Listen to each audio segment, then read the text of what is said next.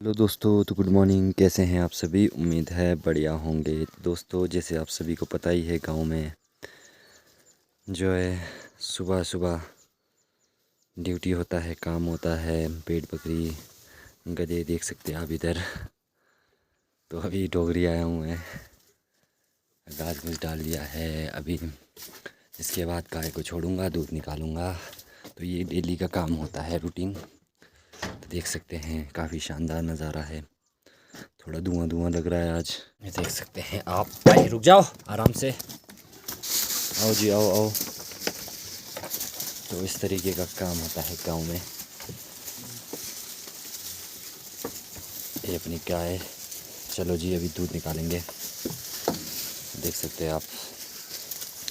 तो मिलते हैं अगले छोटे से ब्लॉग में।